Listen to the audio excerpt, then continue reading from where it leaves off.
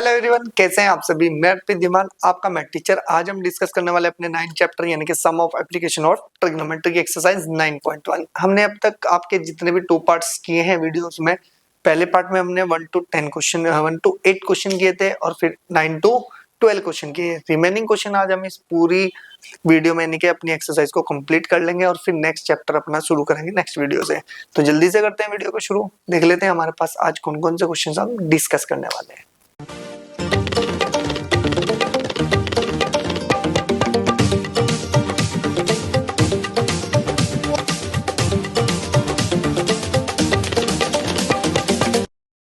तो चलिए शुरू करते हैं अपनी एक्सरसाइज 9.1 को। आज हमारे पास जो क्वेश्चन होने वाला है वो है क्वेश्चन नंबर 13। ध्यान से सुनो भाई। As observed from the top of a 75-meter high lighthouse from the sea level, the angle of depression of two ships are 30 degree and 45 degree. If one ship is exactly behind the other on the same side of the lighthouse, find the distance between the two ships. यानी कि हमारे पास क्या कहता है, सबसे पहले हम एक छोटा सा फिगर ड्रॉ करते हैं कि क्या कहना चाह रहा है भाई। ये हमारे पास एक लाइट हाउस है, ठीक है ना। और लाइट हाउस भी किस तरह से है भाई, आपके पास ये समझो कि ये लाइट हाउस है हमारा, और हमारे पास क्या है कि हम यहाँ पर टॉप पर इसके खड़े हुए हैं, ठीक है। आपको पता है कि एक तो हॉरिजॉन्टल लाइन यहाँ पर ड्रॉ कर रही होगी इस तरह से, ठीक है। आपको पता है ये इसके पैरेलल तो रहेगी।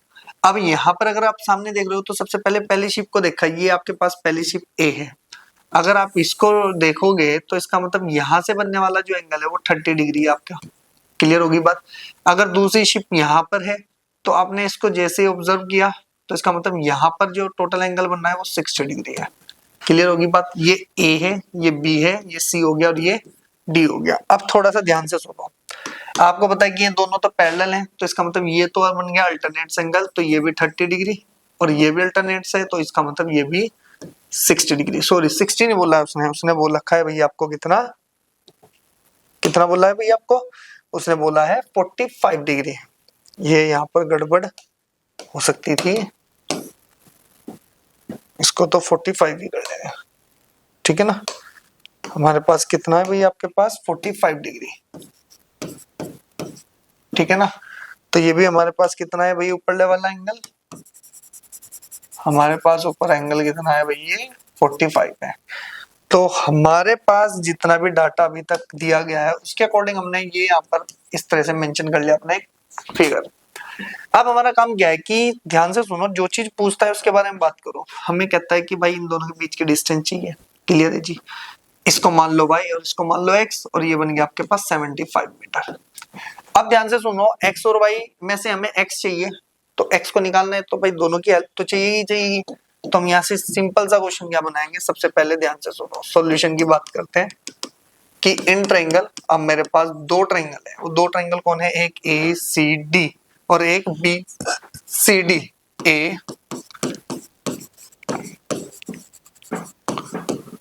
ए सी डी वी है। अब ध्यान से सुनो, अगर ए सी डी की बात करी जाए तो भाई मुझे एक तो आप ये बताओ कि ये टोटल लेंथ कितनी है यहाँ से यहाँ तक। ये है आपके पास x प्लस वाई।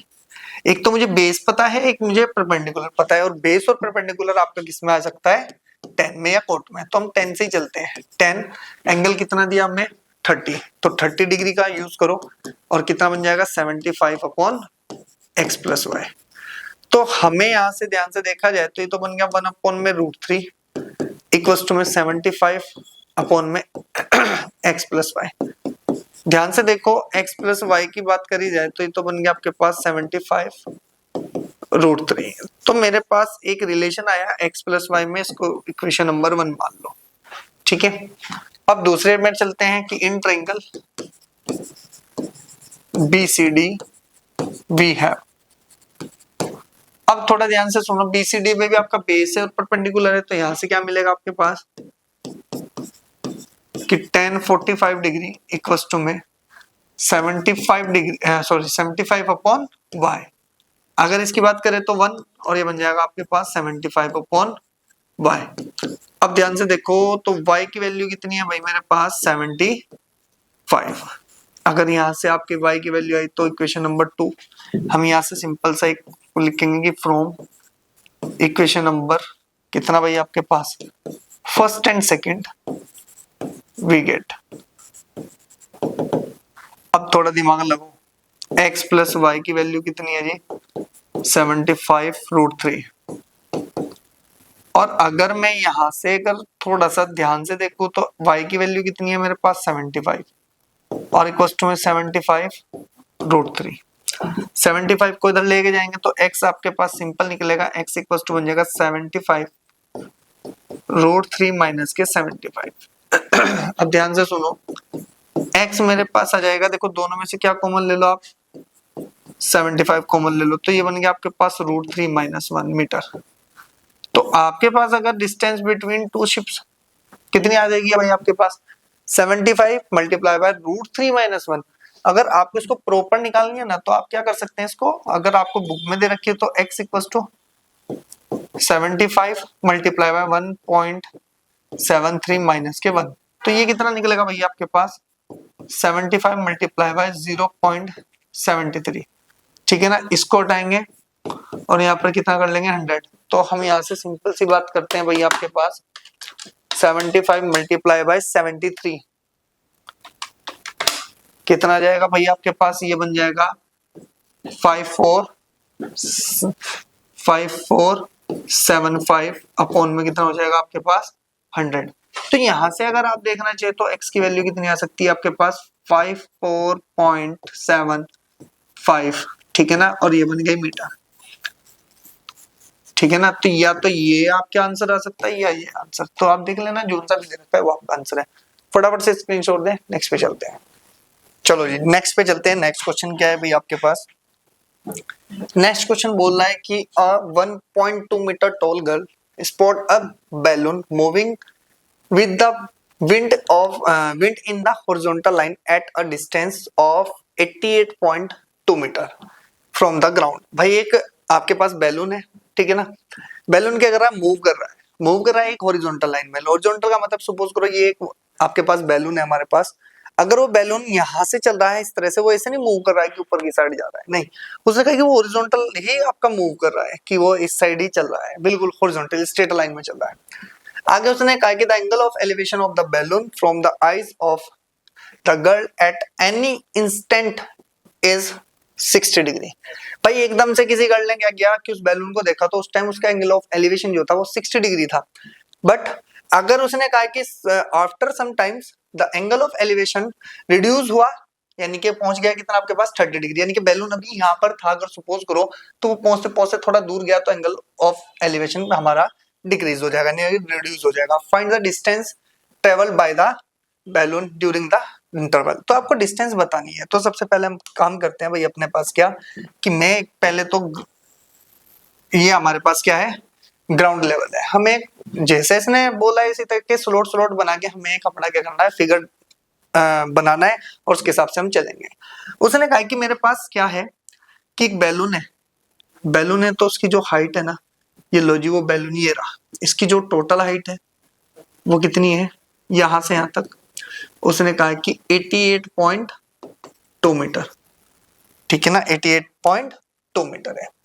आगे उसने बोल दिया कि भाई अगर वो बैलून अभी थोड़ी देर पहले यहां पर था तो देखो वो आपके एक हॉरिजॉन्टल लाइन में चला तो वो बैलून इस डिस्टेंस पे पहुंचा, और उसने खुद बोल दिया कि भाई अगर उस बच्चे की हाइट कितनी है मेरे पास, यहाँ पर है वो बच्चा यानी कि जो देख रहा है, ठीक है ना, जो गर्ल है वो ये है, और अगर इसका एंगल ऑफ एलिवेशन तो इसकी आइज से पड़ेगा ना, अगर इसको देखता है भाई तो इसका एंगल ऑफ एलिवेशन देखो ध्यान से सुनो, ये इस तरह से स्लोट होगा या नहीं होगा, ठीक है ना। इसकी जो ये डिस्टेंस है यहाँ से यहाँ तक की ये कितनी है 1.2 मीटर, कितनी है जी मेरे पास 1.2 मीटर है। अगर 88 में से मैं माइनस करूंगा तो ये टोटल हाइट कितनी रह जाएगी भाई मेरे पास, 88 में से 1.2 गई तो 87 मीटर। क्लियर होगी बात। अब ध्यान से सुनो, ये डिस्टेंस इस डिस्टेंस के इक्वल होगी, तो अगर मैं यहां से कहूं कि भाई मेरे पास ये आ गया पहला पॉइंट, तो लिख लो भाई कितना मेरे पास, ये हो गया A, ये बना B, ये बना C और ये बन गया D और ये बन गया मेरे पास ऊपर E। क्लियर होगी बात। अब हमारे पास क्या कहता है कि भाई चलो अगर मुझे इन दोनों डिस्टेंस के बीच की बतानी है तो ये तो x मान लो, इसको y मान लो, ठीक है। अब मेरे पास दो ट्रायंगल हैं, एक तो बनना है ABE और एक बनना है ACD। क्लियर होगी बात। इन दोनों की हेल्प से बस मुझे क्या निकालना है भाई, आपके पास BC निकालना है। अगर BC की डिस्टेंस मिल जाए तो इस बैलून के बीच की डिस्टेंस भी कितनी होगी, x ही होगी, तो इसको भी x मान लो। क्लियर, चलो जी हमारा सब कुछ हो गया। लेकिन ध्यान से सुनो, एंगल तो लिखे नहीं। एंगल ये कितना बनाता है मेरे पास 60 डिग्री। इंस्टेंट देखा आपने तो 60 था, थोड़ी देर बाद देखा आफ्टर सम टाइम तो हमारे पास ये एंगल कितना बनाता है भाई आपके पास, अगर हमारे पास इसकी बात करें तो अब एंगल कितना बना रहा है भाई, यहां से यहां तक ये बनाता है 30 डिग्री। बस इतना काम है। अब थोड़ा सा दिमाग लगाओ और क्वेश्चन पे आ जाओ। जैसे पीछे क्वेश्चन किया सेम ऐसे ही होने वाला है, कोई ज्यादा घबराने की बात नहीं है। हम यहाँ से लिखेंगे कि इन ट्रायंगल ए बी और ई, छोटे वाले ट्रायंगल की बात करते हैं, A B E, we have, ठीक है, वी हैव। अगर बात करी जाए हमारे पास छोटे वाले ट्रायंगल की, तो ध्यान से देखो मेरे पास अगर ये हाइट ऑफ कितनी है भाई, आपके पास बैलून है तो यहां से लेके यहां तक की हाइट भी कितनी होगी मेरे पास, ये 88 कहां से 87 मीटर होगी। क्लियर होगी बात।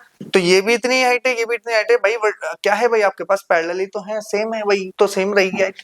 तो हमारे पास क्या रहेगा, देखो हमारे पास 60 के सामने परपेंडिकुलर और बेस, तो इसका मतलब 10 की बात कर रहा है। 10 60 डिग्री इक्वल्स टू कितना आ जाएगा 87 अपॉन में y, और ये कितना बन जाएगा भाई आपके पास, इसकी वैल्यू कितनी आ जाएगी भाई मेरे पास, ये बन जाएगा √3 87 अपॉन y। तो यहां से मुझे इतना कंफर्म हो चुका कि जी y की वैल्यू कितनी मिलेगी मुझे 87 अपॉन √3।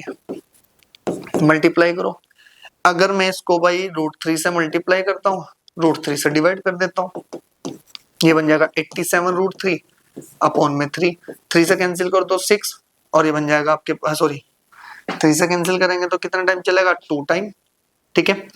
यहाँ पर कितना बच गया 2, तो ये बन जाएगा आपके पास 9। तो इसका मतलब मेरे पास जो बेसिकली बात करी जाए y इक्वल्स टू आ गया 29 √3, ठीक है ना मीटर। तो y तो मेरे पास आ गया, y मेरे पास आ गया, लेकिन मुझे y नहीं बताना है, मुझे तो x बताना था।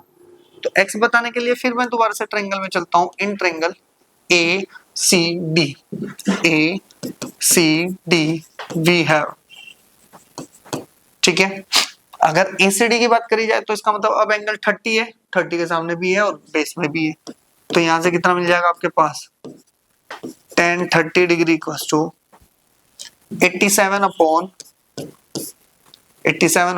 अब इस दोनों लेंथ को कितना बोलोगे भैया आपके पास x प्लस वाई है भैया, तो अपॉन में कितना आ जाएगा बेस x प्लस वाई। अब ध्यान से सुनो, 30 की वैल्यू कितनी होती है 1 अपॉन में √3 इक्वल्स टू में 87 अपॉन में x प्लस वाई, कितना होगा x प्लस वाई। तो यहां से अगर देखा जाए तो x प्लस वाई की वैल्यू बताओ कितनी आ गई 87 √x। अब आप ध्यान से सुनो, x निकालना है प्लस y की वैल्यू हमारे पास क्या है 29y, सॉरी 29y नहीं 29 √3 इक्वल्स टू में 87 √3। अब आपके पास आपको पता है कि x की वैल्यू कितनी है 87 √3 माइनस के 29 √3। क्लियर होगी बात। अब ध्यान से देखो, अगर मैं माइनस करता हूं 7 में से 9 तो नहीं जाएंगे, 17 में से 9 गए, कितना बचेगा मेरे पास 8। क्लियर होगी बात। अब ध्यान से सुनो कि अगर मेरे पास यहाँ पे बचा 7 में से अगर मेरे पास 2 गए, कितना बच जाएगा मेरे पास 5 और √3 एज इट इज रहेगा, और ये आपके पास आ गया मीटर। या तो आपको हाइट यहाँ दे रखी होगी भाई, आपके पास बोल दिया होगा उसने 58 √3 मीटर आपकी है तो हाइट है, नहीं तो आप √3 की वैल्यू रखेंगे कितनी 1.73 और आपका काम हो जाएगा, ठीक है ना। लेकिन हम यहीं पर ही छोड़ के इसको आंसर भी बोलेंगे ना, तब भी मेरा आंसर क्लियर होगा। समझ में आई मेरी बात, फटाफट से स्क्रीनशॉट दें, नेक्स्ट पे चलते हैं। तो चलिए भाई नेक्स्ट क्वेश्चन क्या है भाई आपके पास, एक्सरसाइज का लास्ट क्वेश्चन है, अच्छे से देखना है भाई, थोड़ा सा आपका अच्छा टॉपिक है इसमें, ठीक है ना, समझ के जाना है आपको कैसे करना है। सबसे पहले बात करते हैं, उसने कहा कि a state highway leads to the foot of a tower. A man is standing at the top of the tower observes a car at an angle of depression, कितना है भाई आपके पास 30 डिग्री है, which is approaching the foot of कितना भाई आपके पास tower with a uniform speed। उसने कहा कि 6 सेकेंड लेटर, ठीक है, 6 सेकंड बाद, यानी कि वो चल रहा था तो आपके पास जो कार चल रही थी, ध्यान से दोनों, पहले यहाँ तक का डायग्राम मैं आपको समझाऊं। ये आपके पास एक स्टेट हाईवे है, ये आपके पास टावर है, यहाँ पर आप इस पोजीशन पे बैठे हो, आपने एक कार को ऑब्जर्व किया, ये वो कार है जी आपके पास यहाँ पर, ठीक है, ये वो कार है, ए पॉइंट आपने ऑब्जर्व किया। आफ्टर 6 सेकंड बाद अगर देखा जाए तो उस टाइम एंगल कितना था भाई, मेरे पास 30 डिग्री था, ठीक है ना। अरे अभी यहाँ पर नहीं लिख सकते हम इसको, ठीक है ना। ये आपके पास क्या है, एक, ये क्या है भाई आपके पास, एक हॉरिजॉन्टल लाइन है, ठीक है ना, जिसके हम हेल्प से हम यहाँ पर एंगल बनाएंगे। ये एंगल कितना बना आपके पास, 30 डिग्री बन गया, ठीक है। आफ्टर 6 सेकंड बाद, 6 सेकंड बाद आपकी कार किधर चल रही है भाई, फुट ऑफ आपका टावर के, तो यानी कि जब आप टावर के नजदीक आ रहे हो तो इसका मतलब वो कार सपोज करो 6 सेकंड बाद यहाँ पर बी पॉइंट पे पहुंच गई, कितने पहुंच गई आपके पास, बी पॉइंट पर। और बी पॉइंट पर फिर आपने ऑब्जर्व किया कि भाई अब ये कितना एंगल बना रही थी, 60 डिग्री बना रही थी। कितना बना रही थी भाई आपके पास, कितना बन रहा था, 60 डिग्री, ठीक है ना।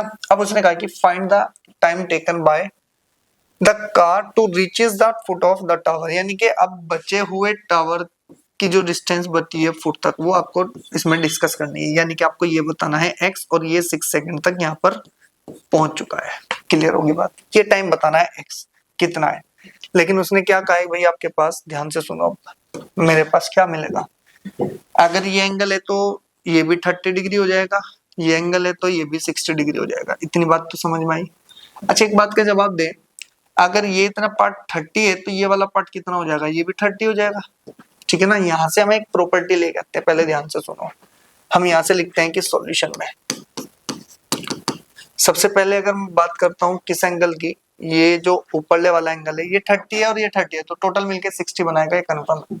अब आपको सिर्फ दो टॉपिक याद रखने हैं कि अगर मेरे पास की इन ट्रायंगल, कौन से वाला, ए बी डी, कौन सा triangle, A B D, we have, हम कहेंगे कि एंगल कौन सा भाई आपके पास, B A D equals to में कितना है भाई आपके पास एंगल, कितना बन जाएगा, B A D B D A, angle B D A equals to में कितना है भाई आपके पास, 30 डिग्री। तो देयर इंप्लाइज, अगर मैं ये बात, आपको पता है कि अगर ये एंगल दोनों इक्वल है तो इसके सामने वाली साइड ये और इस एंगल के सामने वाली साइड ये, क्या दोनों आपस में इक्वल होगी, क्या मैं ये बोल सकता हूँ कि A B equals to B D. Clear होगी जी बात। और यहाँ पे लिख देंगे sides opposite to equal angles,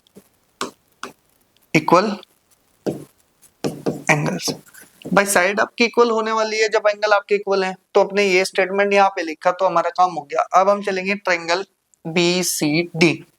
अब ध्यान से सुनना है कि in triangle B C D we have, अगर मैं यहां से देखूं तो मेरे पास क्या आता है कि भाई आपके पास, ध्यान से सुनो, अगर मैं, मुझे क्या चाहिए भाई आपके पास, इन दोनों की बात कर रहा है, इस साइड और इस साइड की बात करें, क्योंकि इन दोनों का तो रिलेशन मिल गया मुझे। तो क्या मैं ये लिख सकता हूँ, ये मेरे पास परपेंडिकुलर है, ये बेस और ये हाइपोटेन्यूस है। क्या मैं यहां से ये बोल सकता हूँ कि cos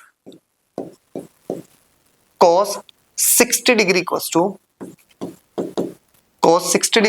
टू BC, ठीक है ना, यानी कि x बताना है ना, तो मैं यहाँ पे लिख सकता हूँ कि BC अपॉन में कितना आ जाएगा मेरे पास, BD। क्लियर हुई बात, ये बन गया आपके पास 1/2 और ये बन जाएगा, मुझे x बताना है तो यानी कि BC लिख लो भाई आप इसको, और अपॉन में BD।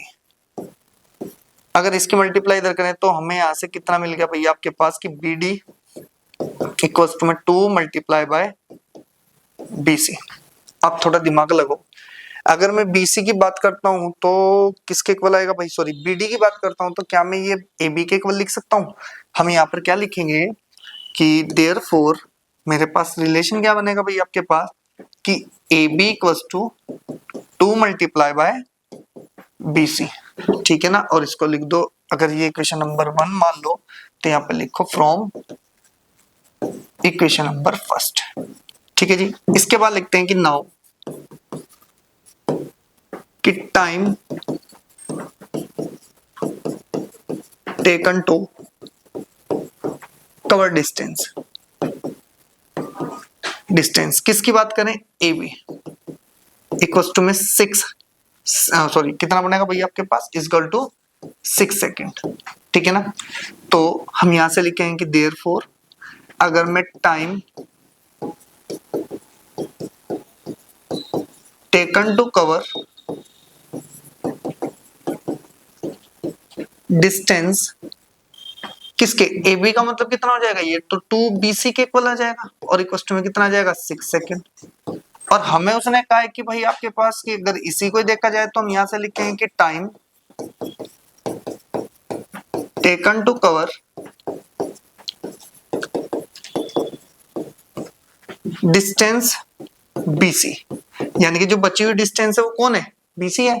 और BC को हमें बताना है तो 2 से डिवाइड करेंगे तो कितना बन जाएगा भाई मेरे पास ये 3 सेकेंड। तो हमारे पास जो टाइम लगने वाला है वो कितना लगने वाला है भाई, हमारे पास जो आंसर आएगा वो कितना आएगा भाई मेरे पास 3 सेकेंड। यानी कि यहां से यहां तक B से C तक जाने पर मुझे कितना टाइम चाहिए भाई, आपके पास 3 सेकेंड चाहिए और 3 सेकेंड इसका आंसर होने वाला है। क्लियर होगी बात।